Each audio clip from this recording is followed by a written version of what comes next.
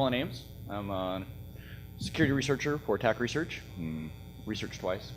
I do a myriad of things. Speaking at conferences is one of them from time to time. And I'm Dave. I'm not here, so I get to do his part. Should be exciting. I apologize now. All right, how many people here are familiar with Meterpreter? Woo! All right, fabulous. Then I won't actually have to talk too much about this. We'll just skip all the way to the end.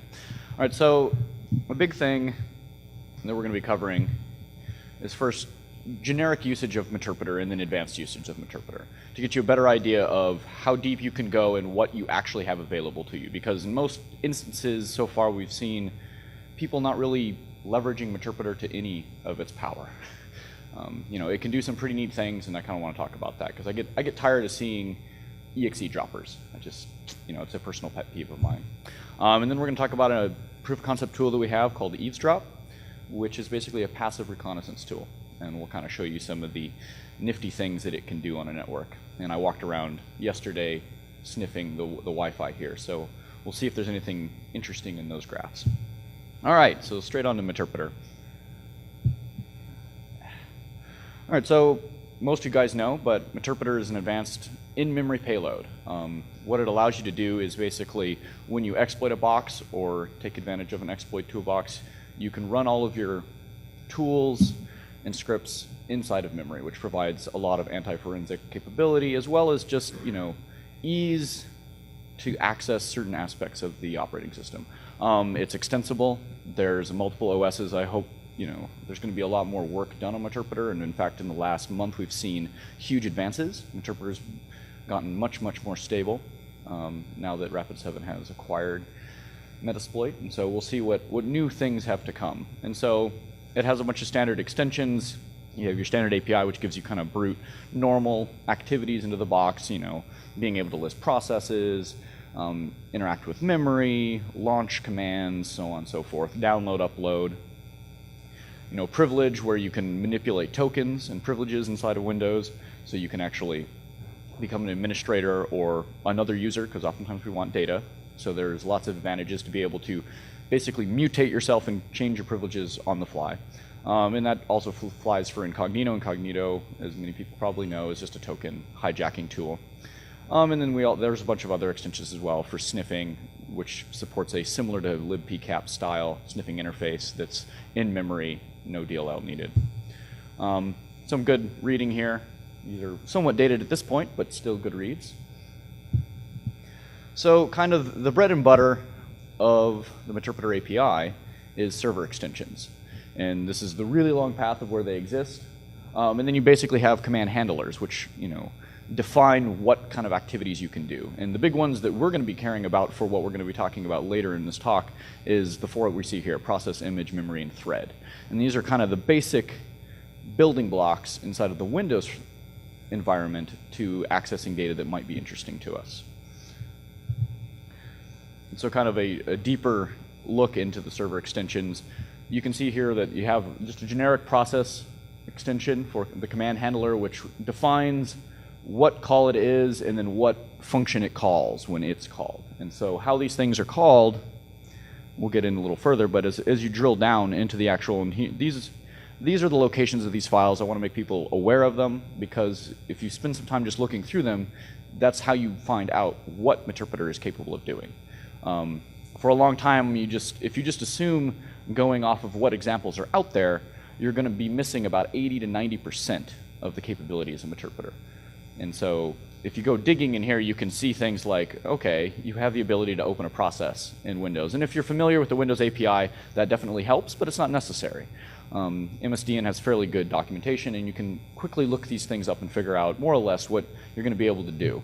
And it gives you a nice Ruby interface to do it, which is fairly simplistic, fairly short, very terse, which is very nice, unless you don't know what you're looking for. So this is just more for reference, so you can find out where these things are and kind of get an idea of some of the stuff that you can do there.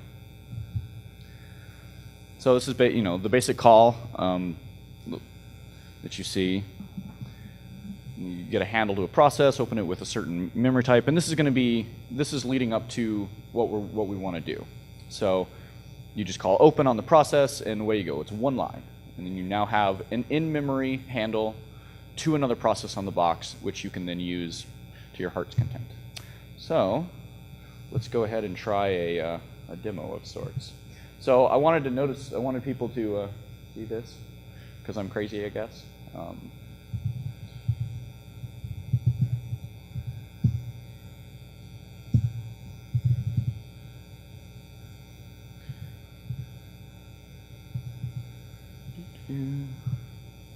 So the first thing we're going to show is basic process dumping. And there's a lot of tools out there that already do this. PM dump, process dump. In Metasploit, there's actually under tools, there's a memory dumper, which will dump section by section, which I find kind of annoying. But you have a plethora of process dumpers, but they're all EXEs. And there was even a talk about using MDD to dump memory. These things are all fine and good, but why go to all the trouble of having an in-memory resident server and then upload an EXE and run it? I mean, there's nothing sexy in that. Come on. So let's see if we actually get a session.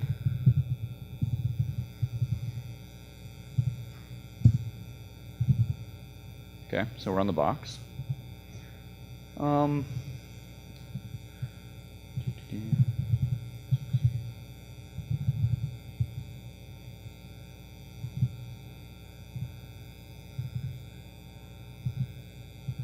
This version of PuTTY is so old that it defaults to Telnet.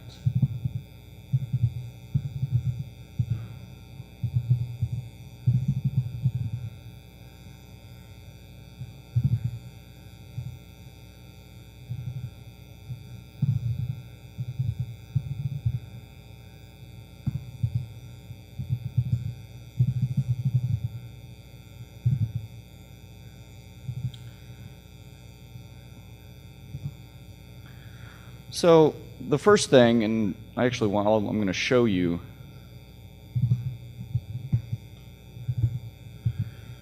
So here's just a Ruby script for dumping a process.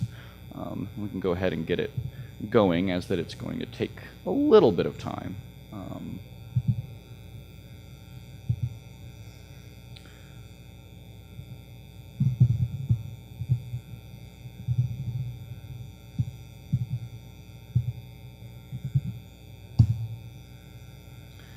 All right, so what we see here on the left is it's walking the memories mapped in segments, and if they're allocated, it then dumps them, and this is the base size that it then increments up through, and it goes through the entire process space and dumps every single mapped memory segment.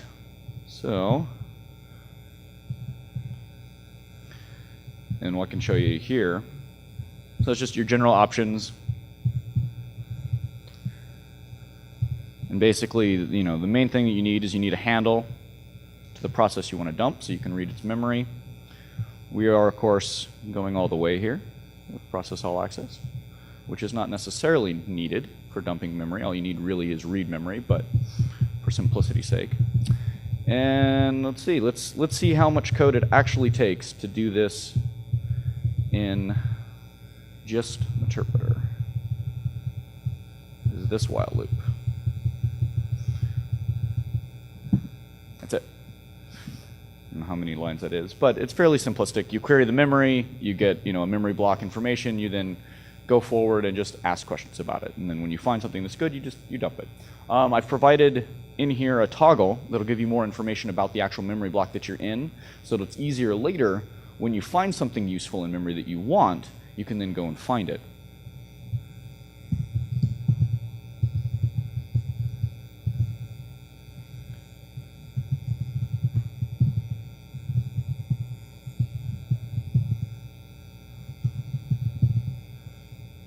So I have here an older dump. We can actually look at the new one is, let's see if we're still going.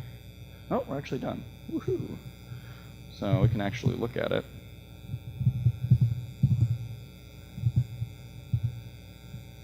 And it's just an ugly dump. This one I didn't toggle any information on, so if you just keep going down, it's literally just every single bit.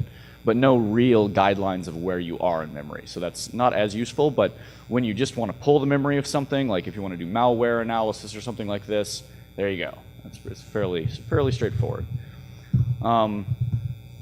This one, I actually provided the information to tag each segment of memory as you dump it to where it is. So, this is the address, where it's allocated. You can get lots of information here, how big it is, that kind of thing. So this is useful for when you want to find something. So for instance, Val's password is burrito, which is in here. So in this version of PuTTY, it doesn't sanitize the BSS section after taking in the password. So you can pull this straight out. So we now know where this is in memory, and so we want to pull it out. So it exists at this base with this size. So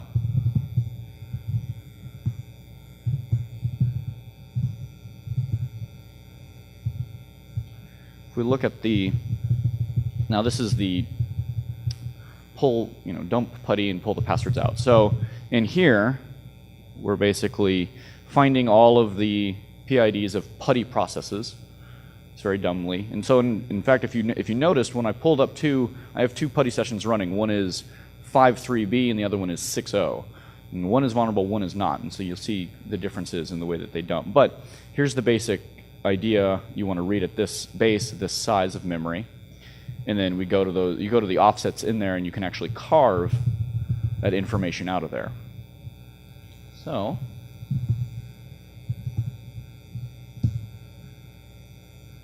there you go. Straight out of memory.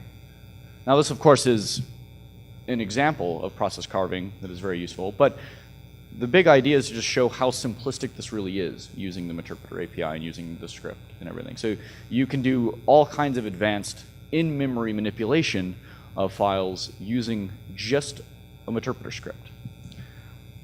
So the next, I guess, exciting tidbit we're going to do. So the next sort of logical step from carving memory is then manipulating a process to change its execution. The demonstration I used is PuTTY hijack, which basically just patches the in-memory instance of PuTTY to then pipe out all keystrokes. And I somewhat cheated here because I didn't really want to write the code to do this. Meterpreter gives the ability to migrate in the memory space of a process. This, of course, will make it much easier to patch it. When porting the C++ code for PuTTY hijack, it was 4 in the morning, and I didn't really want to push any further. So it made it just simple to, first step in this case is I have to migrate to the process so I can then patch its memory, because then I have access to all of its pages. And, in the way that the PuTTY hijack was written, it uses static offsets, which are only relevant per instance of PuTTY. So if you wanted to make this generic, you'd have to go through a little more effort and actually do a detection of what version it is. But you could do that in memory without much trouble. But so we can see, an added thread in PuTTY, which is the Meterpreter instance that is migrated into it. And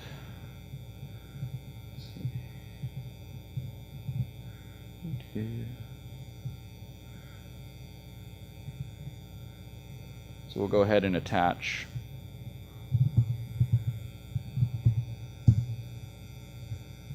So I had the debug view here just as a simplistic to show it working. I had issues actually translating the keystrokes as they were getting the way that PuTTY hijack was grabbing them. It was originally designed to shove it over a socket interface, which I didn't really want to do. So I just, for simplistic here, is just to show you it on the debug view. So we're patched. If we look the threads, we have another thread in there. And so you can see the actual thing typing. So we've basically just hooked the PuTTY's key logging or keyboard sending event to then basically replay it to our pipe as well. So we can stop, and then we can get the keystrokes, which doesn't work very well right now, but maybe somebody will like this idea and take it and finish it for me. That'd be fabulous. So we're unpatched, and everything's still running. Everything's there. So those are kind of the exciting things that you can do with Meterpreter and memory.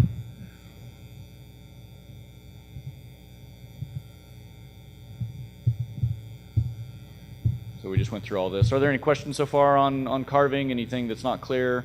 Wait till the end. So it's detectable by looking at process memory threads? You could, if you were profiling threads of a process and you knew how many threads are common and normal, yes, you could find the situation when Meterpreter gets migrated into a process, and you could actually see all of that. So kind of the next logical step from here, which we don't really have, is network session hashes, which are stored in LSASS. There is a PM dump option that Metasploit has for pulling local hashes. It doesn't actually grab in-memory hashes for a network. So if you're on an actual network, a domain, the hashes you really want live in memory. They don't live on disk anywhere. And so these techniques can be generally expanded outwards to go and grab those pieces of information, because those are fairly useful, and you use them for pass the hash and any sort of enumeration on a domain instance.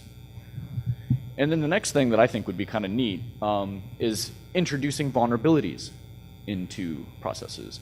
Because all I have to do, I can make you re-vulnerable to MS-0867, because I can read your memory. Skywing's paper here talks about how to patch for this vulnerability without restarting the actual process or the machine. And how you do that is you load the old DLL into memory, and then you patch all the calls to that DLL. And because of the concatenation canonicizing call, there's actually very few function pointers you have to patch to do this. So this is fairly straightforward. You just have to upload an old vulnerable version of the DLL that you want to inject, and you inject it into the process, and then you patch the process to call the vulnerable DLL. Now you have another strange way of persistence. Even though they're patched, they're suddenly unpatched. So that's it for Meterpreter right now. The next thing we've been working on is similar. The title of this talk was Neurosurgery. Some of that is just in memory with Meterpreter and inside the kind of the kernel that is Meterpreter. Eavesdrop is more of kind of a network's memory. The way of viewing it is that passively on a network you can see a lot of things and infer a lot of attributes of it. Or, watching the ash cloud of your cyber Pompeii in action. So when you're on a network and you want to discover further targets to go for, there's a couple of standard ways you can go it. I mean, if you're attacking a Unix box, you can look at SSH known hosts. You can look at a netstat and see who's connected in or where it's going out.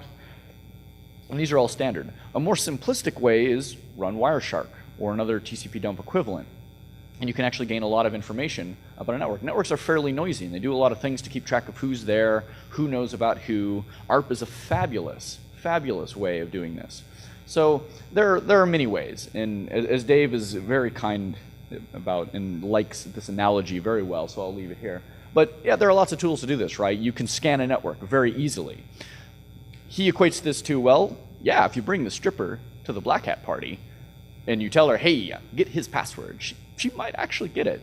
But it's going to be pretty obvious when, the guy the next morning wakes up and goes, no, really? Oh, yeah. So this type of active reconnaissance is very noisy and very noticeable. So passively, and the analogy here is the waiter that walks past you to give you more drinks and casually overhears your tidbits. And if you have more than one waiter, even better. You hear more of the conversation without bringing too much attention to the fact that you want to know what they're talking about. So I think the easiest way to sort of explain how ARP can tell us things is basically showing it, which here's a very large graph of just of a general network. So if we can zoom in here, we can actually, I don't know if you can read it, 10, 246, 32, 1. So you can see that this has lots of connections to it. This is obviously a network of a server of some sort or a machine of interest, enough interest that you might want to poke at it and see because it draws you to where you kind of want to be here. So remember that active response or active reconnaissance we were talking about? This is what it looks like with our tool when you graph it out. And so this is basically this 1.84 ARP for every single machine in the subnet because it was getting scanned. So this is, this pops out like crazy.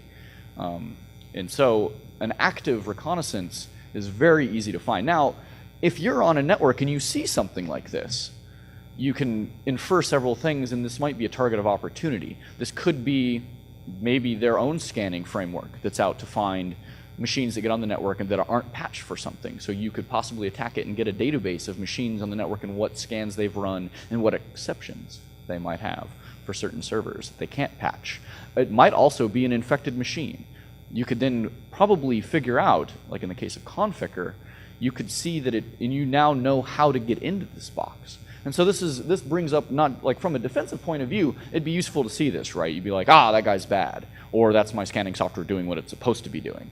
But as an attacker on a network, you can passively find places that this guy's also, if it is a scanning tool, generally that noise is going to keep going, and they're not going to assume that that machine is malicious in any sense. So if you break into this machine, you'll have a much better cover story, so to speak, when attacking other machines, because it's normal for this machine to constantly scan the network. So it's just these passive methods for comprehending what's on the network and where to go to next. So this is just more explanation of what we just talked about. The next big one that's really useful is NetBIOS. NetBIOS is awesome. Everyone should love NetBIOS because it gives you a plethora of information and it works all the time. And even better, if DNS fails, all Windows machines will fall back on NetBIOS to try and discover websites, machines, anything and everything. So a great one, which has been talked about a lot, is WPAD. So you can passively snip the network and just look for people doing NetBIOS queries for WPAD. And for those of you that don't know what WPAD is, which I assume a lot of you probably do, but WPAD is just your generic default proxy, web proxy for Firefox and Internet Explorer.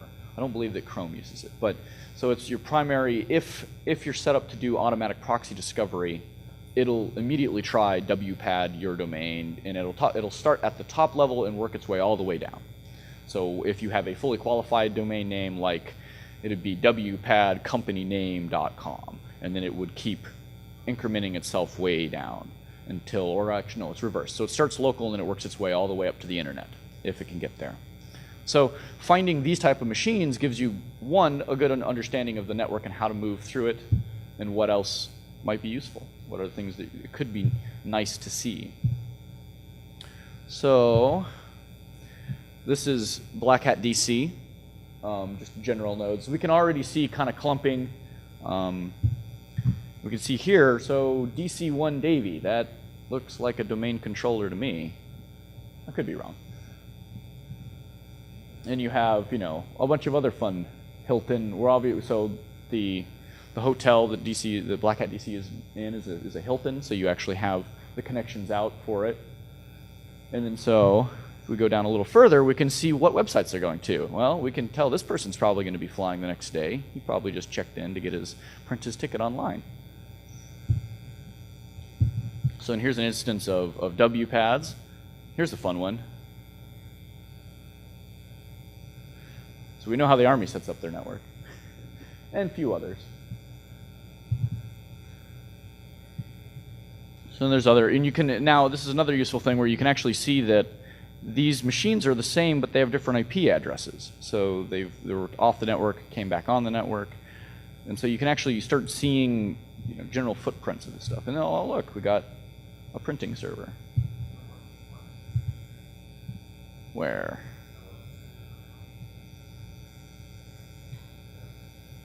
Proxy 2.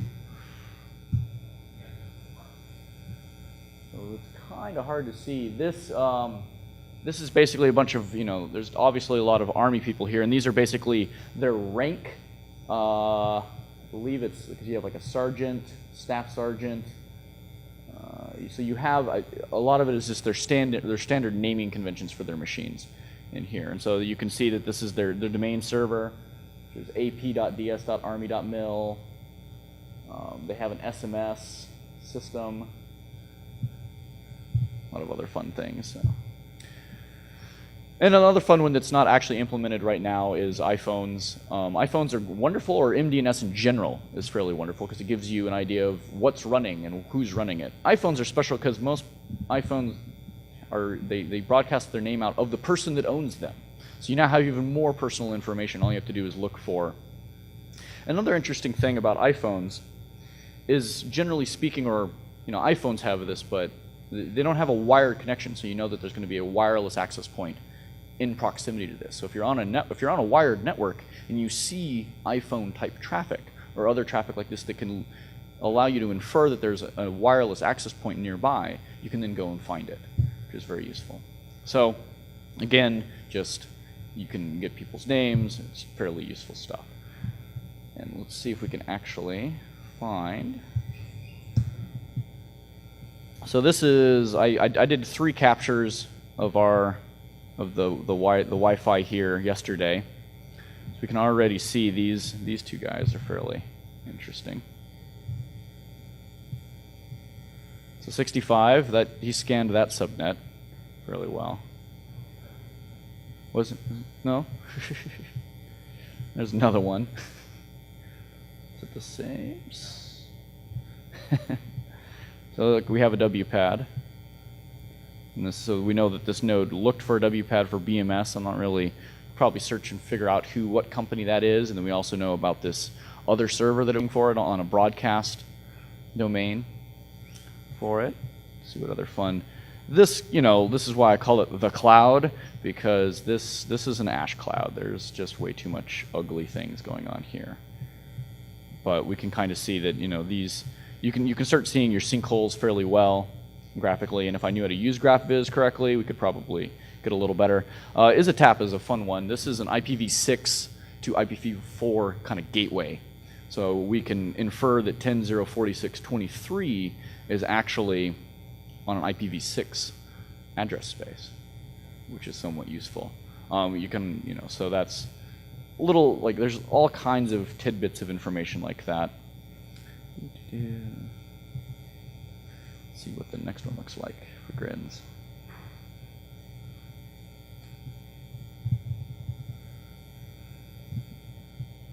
Ooh, time.apple.com. But that's a Mac. So that's just the general view that we can see here, which is very, very ugly sometimes. So.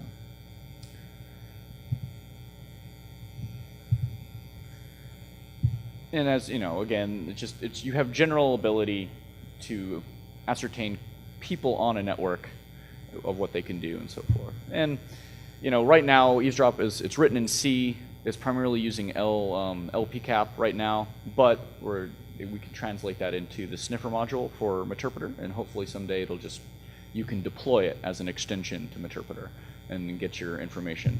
The trade-offs, of course, are being you are missing some of it because you're offloading a lot of the processing to the machine itself to get its information and then hold it back. Instead of pulling the entire PCAP, though, you're pulling a much smaller data set. So for the entire day of me sniffing this network, which gave me more than enough information to kind of move on to the next phase of things, was less than a meg of data, less than half a meg of data for an entire day. Full PCAP would probably be like 300, 400 megabytes of on a wireless network of this size, more or less. So it's the advantage of offloading some of that processing up front and then only pulling small amounts back. Now, this is also useful from the point of view that the less you have to exfil off of hosts, the less likely you're going to be seen and detected during a penetration test and that sort of thing. So, huh? The sniffer module. So the question was, does Meterpreter utilize WinPCAP? And I believe it does in some form. It's not. It's all encompassed in the sniffer module itself. But it is PCAP, so I believe they took just the DLLs and loaded it from there. But yeah, it does support that. And that's it. Any questions?